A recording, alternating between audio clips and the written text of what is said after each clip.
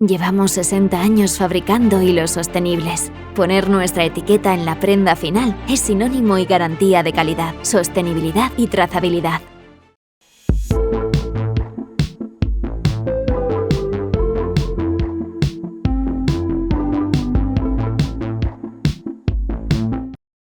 Book a demo and find out how XGenAI can drive industry-leading lifetime value and incremental revenue lift within weeks.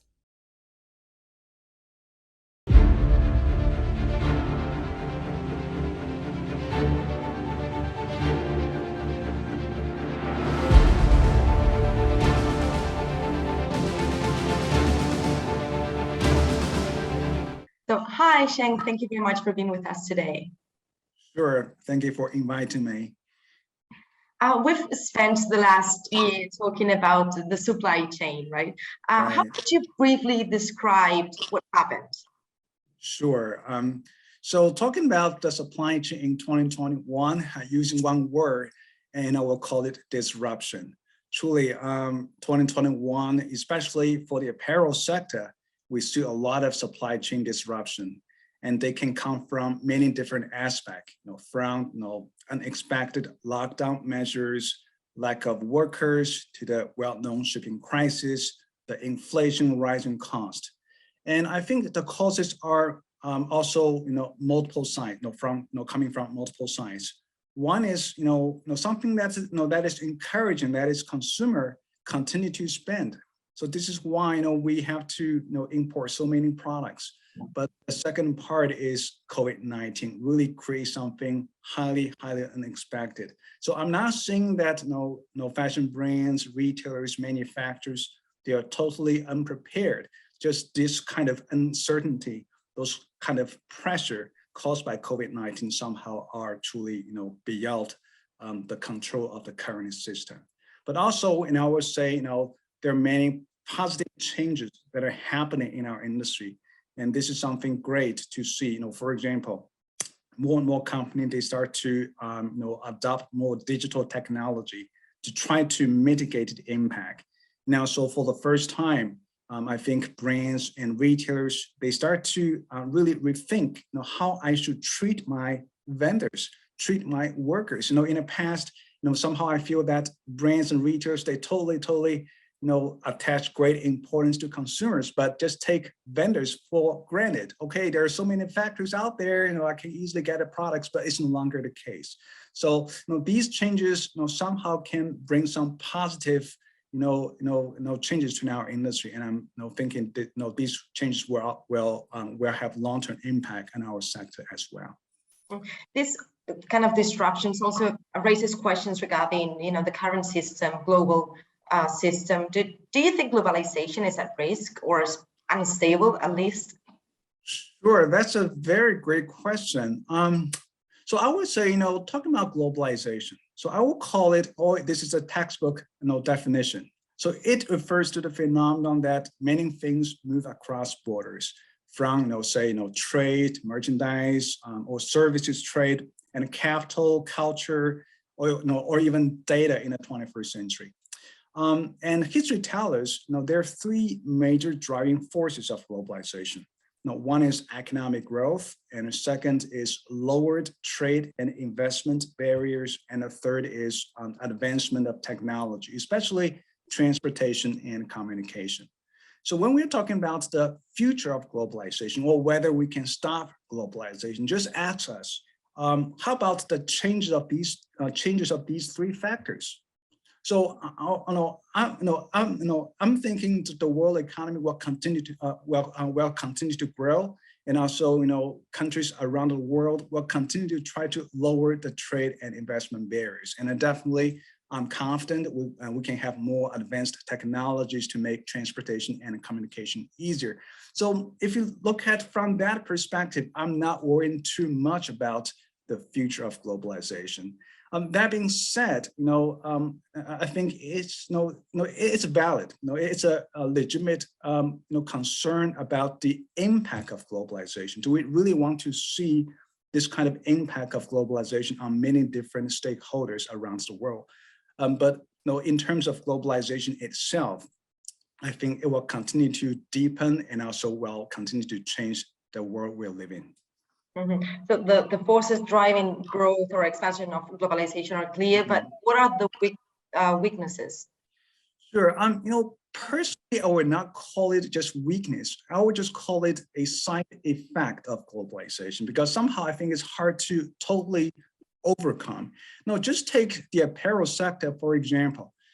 So I do remember in the 1950 or 60, so most of the clothing consumed in the US were locally made by garment workers locally in the US. And this is also how US can start to have our educational programs focusing on textile and apparel. And then we know that over the past decades, US see more and more imports. And because of the rising imports, the US domestic apparel manufacturing sector started to decline, start to kind of disappear. Of course, for these garment workers, for these garment factories, globalization is not something too exciting, right? But at the same time, US consumers, okay, we start to enjoy more and more high quality products at a lower price. So consumers benefit from globalization. And also, there are many sectors in the US, thanks to globalization, they were able to enjoy a much bigger, global market. Say fashion brands and retailers, right? Even though they may no longer make apparel here, but they make apparel happen, and they're also able to enjoy a bigger, global market and sell their products to anywhere in the world. And also, US, still have many export-oriented sectors like airplanes, machinery, and also service trade. So, overall, globalization will benefit those so-called export-oriented sector, but also definitely will also, create some losers, especially those that are import competing. So the question is, can we just, focus on those export-oriented sector, or maybe it's time to also pay more attention to these import competing sector. So as many of us know that, say that the new Biden administration, they proposed an idea called worker-centered trade policy. The central idea is, let's also give more attention, give more care to these workers, to these industries that could be negatively affected by the expansion of international trade. So I'm not saying that these additional attention are necessarily just called back or to hold back globalization, but rather let's make globalization work even better, to make it more balanced, so that we can have more kind of support to deepen globalization in the future. But for it to work better, shouldn't it be a global regulator? Yeah, that's also something really interesting to think about. Put it this way, the reason why we need traffic light on the road is the reason why we need international trade rules. Think about it. We need trade rules to tell us what can be traded, what cannot be traded. What are the responsibilities of for companies getting involved in international trade, and also how about their rights, right? So we need to have somebody to write these rules, and also when you have the rules, you also need to have somebody who can enforce these rules, right? If the rule cannot be enforced, there is no need to make them.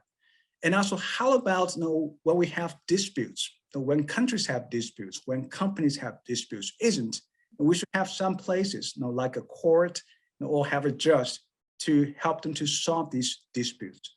So talking about negotiating the trade rules or writing the trade rules, enforcing the trade rules, and solving trade disputes, actually, these are the three major functions of the World Trade Organization, the leading international organization regulating global trade. Or put it this way, if you don't like WTO, so I know that a lot of people don't like WTO, right? Then you have to establish a new WTO. So this is my answer to your question, why or whether we need a global regulator, trade regulator. I think it's totally needed. So would you say it's enough what we have now? I think it's totally needed. Okay. Just to make it better, because once again, trade does not happen in a vacuum. So there are a lot of important rules out there to make trade actually run more smoothly. And after what happened in 2021, would you say a sector as globalized as the fashion industry is weaker because of that? Yeah, no, this is my personal view. I still think the so-called model, being able to make anywhere in the world and sell anywhere in the world is something great for our industry. Say, some really great brands, why not? You sell your products, very high quality, great products to consumers around the world. And also, why not you take advantage of the suppliers around the world to source your products? So I do not see such business model itself need to be cut back or have to be discouraged. That being said, because of the changing business environment, like the first question you asked, the supply chain disruption happened during pandemic, and we know the pandemic is here to stay. So given the new business environment, I think it is also legitimate for companies to think about what will be my priority, or what can better serve me. Should I just place more orders locally from the region, or should I still rely on a very globalized sourcing model? I think this is what this will be the choice of individual company, but being a global sector itself, I do not see itself, is something wrong. So to what extent do you think global supply chains will change in the fashion industry? Because we've seen many changes in the last year, but they were mostly to react to things that were happening. Yeah, no, that's a very good question. So put it this way, I think, companies these days, especially fashion brands and retailers, they consider a wide range of factors when they decide where to source their products. So they have to consider about the sourcing cost, and also they pay a lot of attention to speed to market, flexibility, agility, all kinds of compliance risk, social and environmental.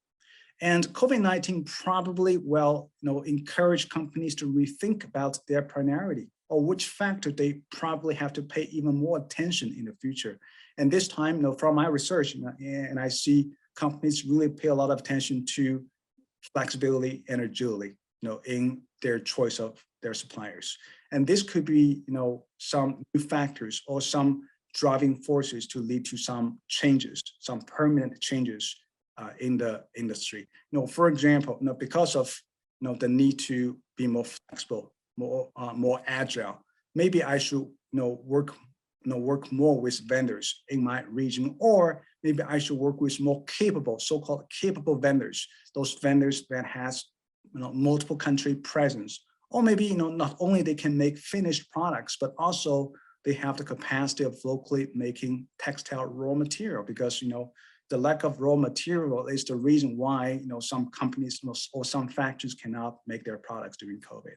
Yeah, so I think the changing business environment will lead to some changing sourcing model.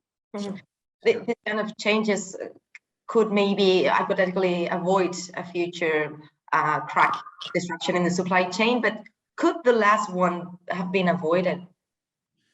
Yeah, still, I wouldn't say it can be avoided, but definitely, I think the COVID creates some opportunities for us or for brands to rethink about their sourcing model, how they manage the supply chain. For example, so like I mentioned earlier, for years retailers do not necessarily invest in vendors. They just see, there's so many factories out there, there's so many cheap laborers in the developing world, I can just take it for granted, but it's no longer the case.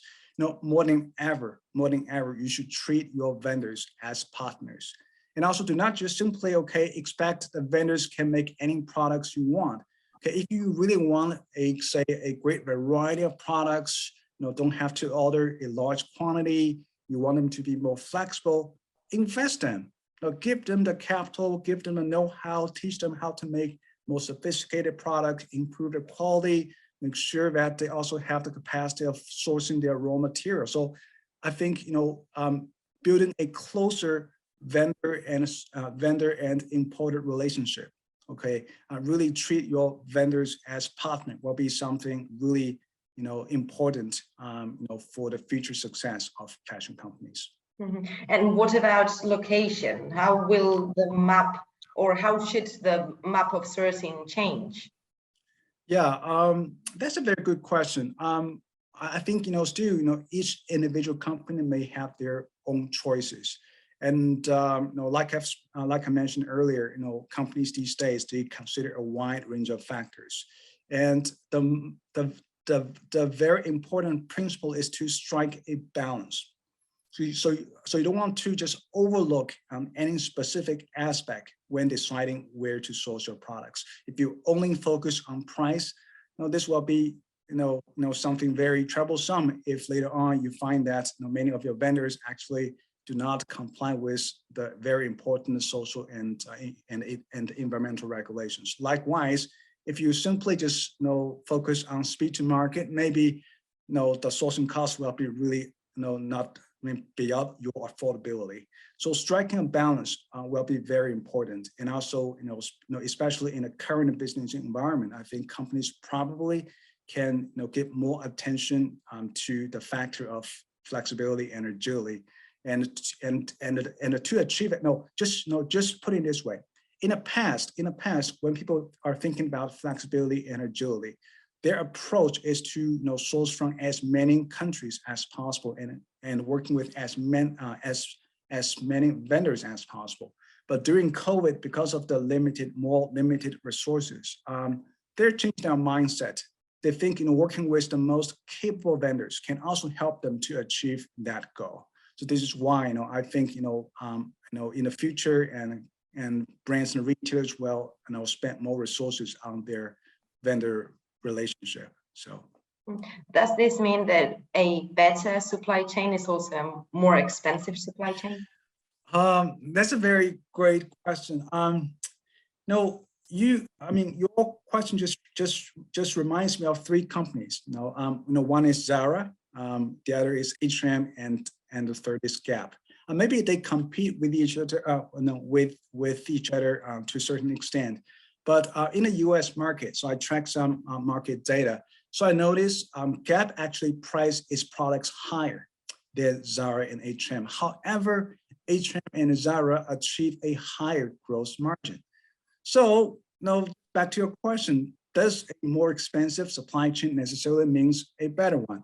My thinking probably is not. It's really up to each individual company. The reason why H&M and Zara were able to price their products lower but achieve a higher gross margin is because their supply chain allowed them to have more frequent replenishment, to offer more fresh products to the consumer. Therefore, they don't have to mark down their products too deep and too often. So really, it's up to each individual company, and what kind of market you're going to serve, what price point is your product. So all these factors I think will matter. Mm-hmm. So maybe we should invest more in the supply chain, but then eventually we have a return of that investment. Yes, I think definitely, once again, investing on your supply chain, especially investing in your vendors, I think will be the long-term trend to see in our industry. Mm-hmm. Another key trend is sustainability, particularly in the logistics part of the supply chain, also in production, in every single part of the chain. But if logistic companies were to internalize this environmental impact they have, how will the supply chain change? Yeah,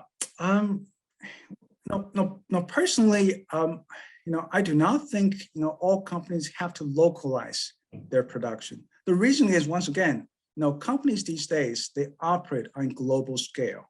So say my market is around the world. So being close to market actually still asks me to make my products all over the world. So so there's no kind of one generalized business model for all companies. But still, I think these days when we're talking about sustainability, when we're talking about the environmental impact of our sector, it's no longer just a slogan. I do notice more and more companies they start to establish a dedicated department responsible for globalization, and they're really working on something small, technical, but but can have the long-term impact to make their product or their supply chain more sustainable. For example, the design of the product itself, and how to make sure that the product can last longer, more durable, for consumers, so that they can wear the products more often for a longer time. How to make sure that the material itself, when they're disposed, won't cause so much pollution, or can more easily be recycled. Now these things are more technical and need more professional knowledge, and of course also require companies to make more long-term investment. They're probably not too fancy in terms of marketing, but I think we need to really make sustainability not just a slogan, a marketing scheme, really make something like your principle, something you really embrace, and something can result in concrete changes. Mm-hmm. But if we see increasing legislation that is regulating or taxing emissions, for example, maybe we will have to, or transport will be more expensive, so we will need to right. a little bit. Exactly. I think these external factors will also affect the calculation of companies, and when they say if they do not do that, okay, they will be punished. Of course, they will create this will create more incentives for them to invest more on sustainability. And also, if consumers and also demonstrate more interest in shopping more sustainable products, they can also create more incentives for companies to invest in this area, of course. And should we be investing in building back an industry in Europe and America? Yeah, talking about probably you refer to local manufacturing, and very interesting. My data shows actually apparel manufacturing never left Europe, But we don't have the capacity we had before. Yeah, no, actually, if you look at the data, many Western European countries like Italy, UK, including Spain, they still make a lot of apparel products. Within European Union, and Italy actually still achieve the highest production value for apparel. And also there's a phenomenon called intra-region trade in Europe, which means European countries tend to import apparel locally from Europe. And the reason I think, one is you still have a complete supply chain in the region. Say, Western European countries, they can make textiles, and they can also make high-end apparel products. In Eastern European countries, they can make products for the mass market. So the local supply chain is very complete, and this allow companies to source products from the region.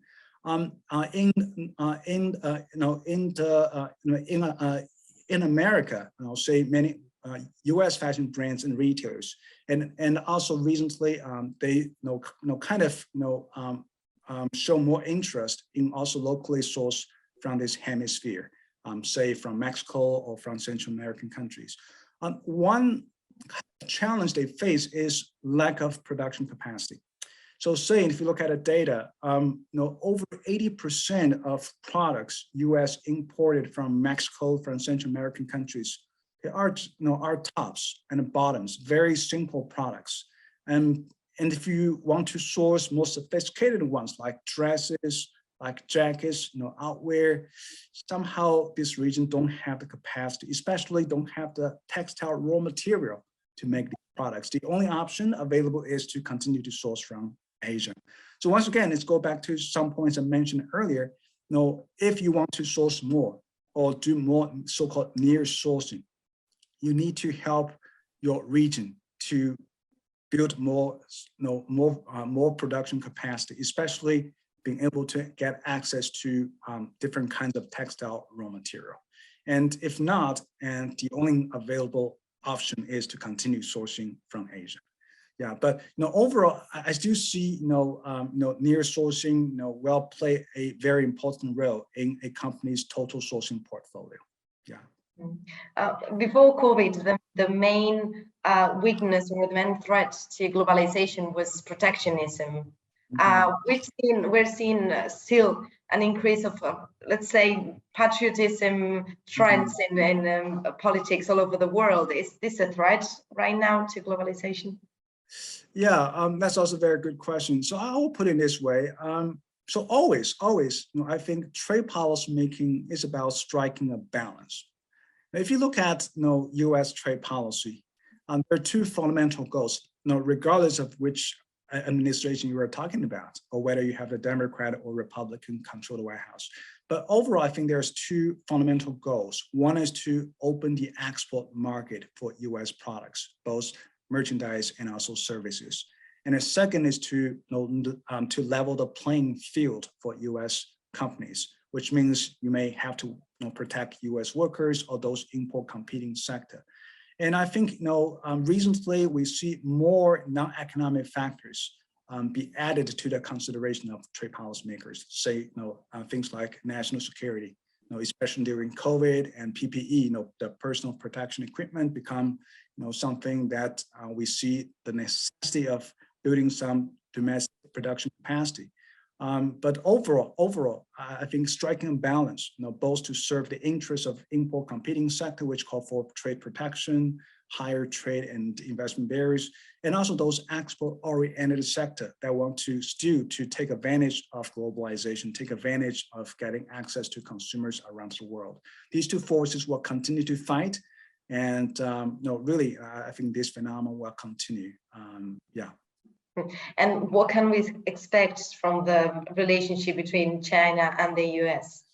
Yeah, truly, as the two largest economy in the world, the US-China relations will be very consequential and will not only affect the two countries, but many other countries around the world.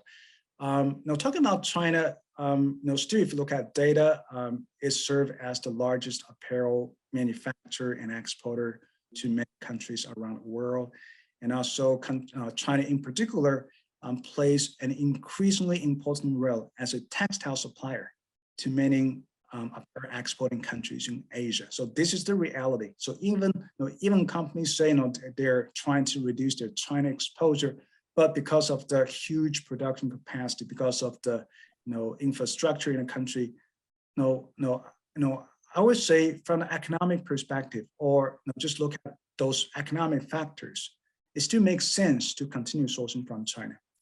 That being said, I think there are a lot of non-economic factors, from a concern about forced labor to the instability because of the trade tensions, will make companies think twice.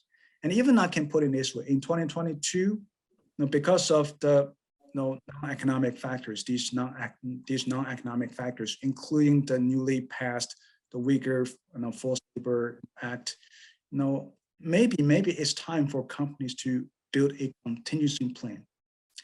What if some low possibility but high impact accident happened? Say there's a military conflict in the South China Sea. What my supply chain will look like, what my logistic will look like. I think there's no harm to start to think big, even it sounds crazy, right? But just because it's high impact factor, I think it's wise for companies to start thinking about geopolitics, to start thinking about their contingency plan. What if I cannot source any products from China? And also, I have to say, because of the new dynamics of the pandemic, right? And China still insists its zero COVID policy, and this could lead to many unexpected disruption in their manufacturing, in their supply of products, especially the textile raw material. And this will definitely affect the production of apparel products in many Asian countries. So all of these factors will really call companies to think big and build some contingency plan. And besides China, of course, and besides the Southeast Asia countries that we all know, we've been sourcing there for years, what markets can we look for? Yeah, that's another very interesting question. To be honest, I don't feel like there are too many places we can really go, but my research find that actually companies pay even more attention to vetting their vendors. So we're not just talking about, okay, let's expand to more countries, but how about let's just keep the current country we're sourcing from, but really, very carefully selecting who to work with.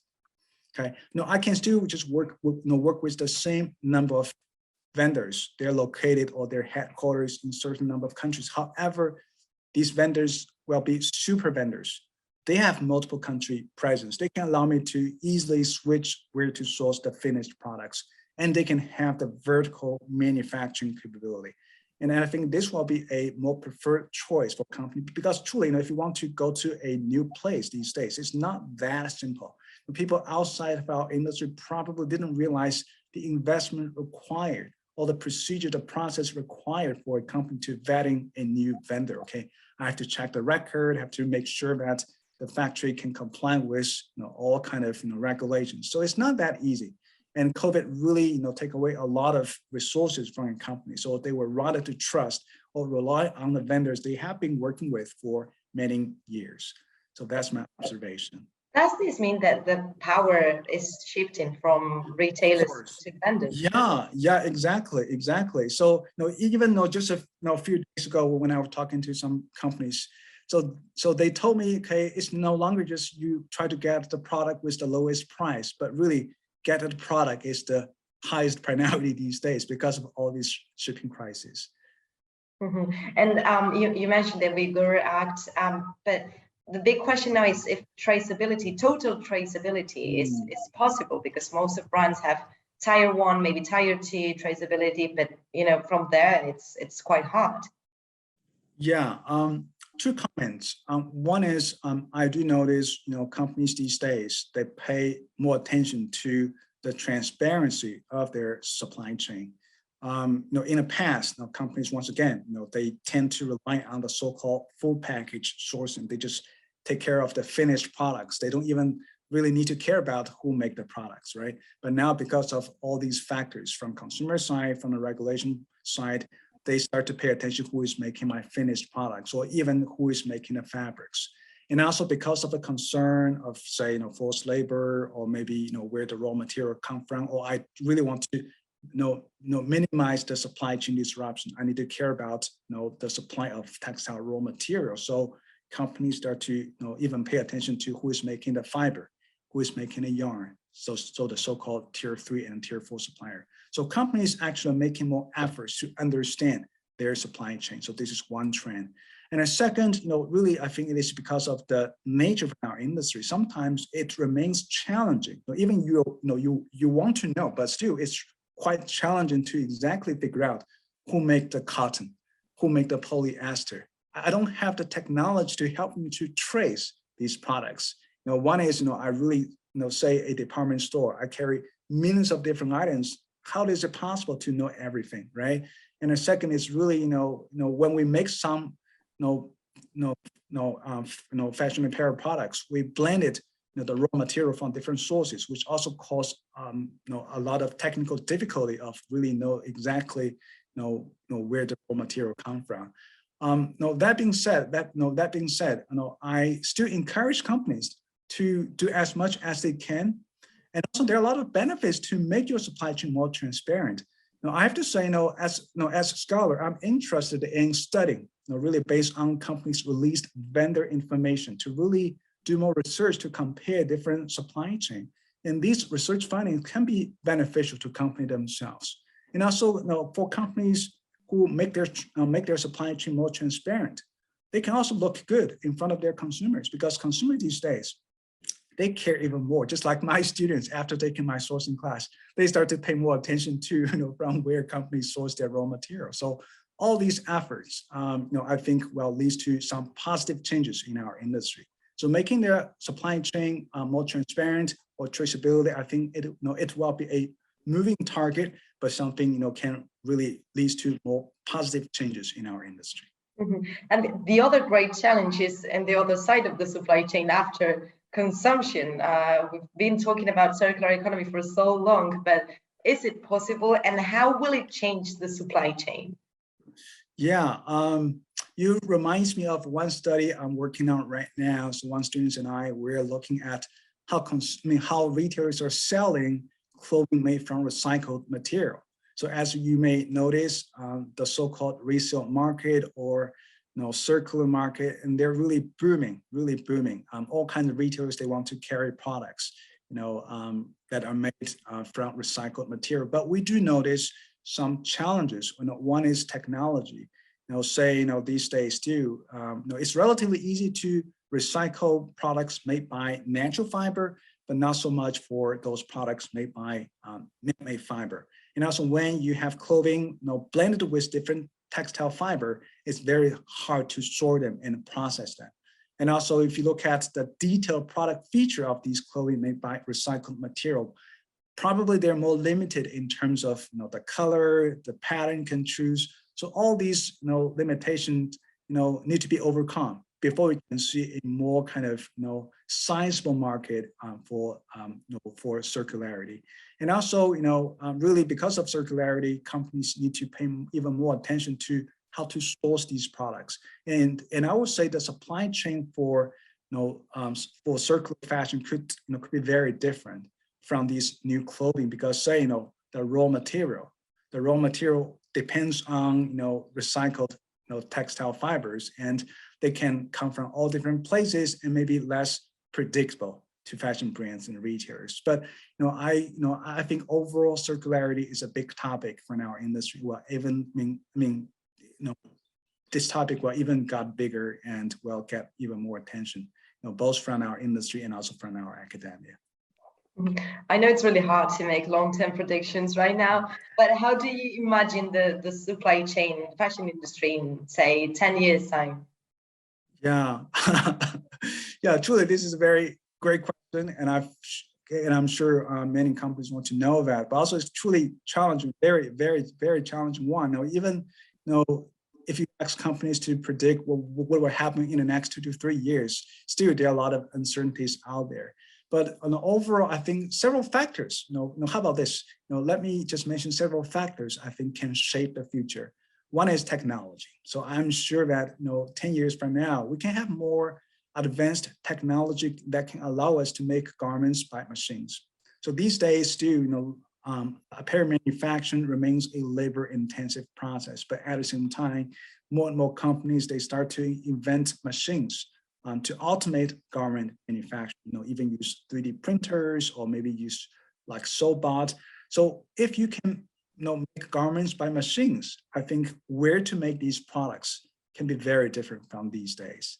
And also digitalization. So like in our educational program, we start to teach our students how to play with technology, not to definitely sew clothing by hands, but really, really how to use the digital technology to design, to create, or even make a garment, to create the garment.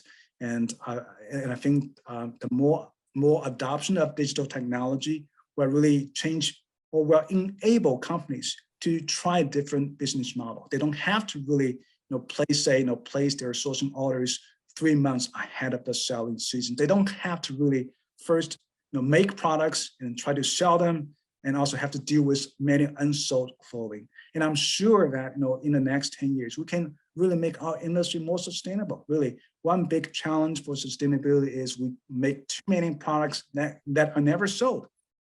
Just like in the US market, my analysis shows nearly half of the clothing we imported were never sold. This is a big problem, right? And so many resources are wasted. But really, thanks to these technologies, thanks to the business innovation, and I think we can gradually make our industry more sustainable. And also, definitely, what kind of countries are making clothing, what kind of countries are making textiles, will always keep changing.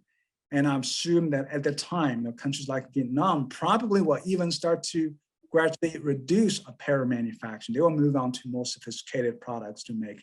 Or maybe they will play a more important role as a textile supplier, in the world. And yeah, so just thinking about all these changes, that's why I feel I never really need to get bored about just studying textile and apparel trade and manufacturing. So the dynamics of our industry make our sector always very exciting, very interesting to study. Well, let's meet again in 10 years time and find out. Yeah, sure, definitely. Thank you very much. It's been a pleasure having you here. Sure, thank you again for inviting me. Really enjoying the conversation.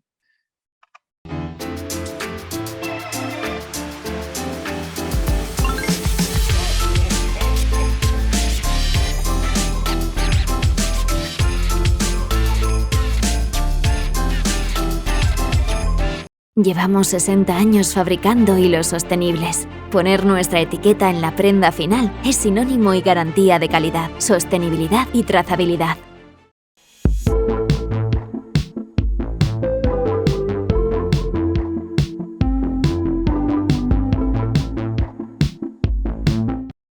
Book a demo and find out how XGenAI can drive industry-leading lifetime value and incremental revenue lift within weeks.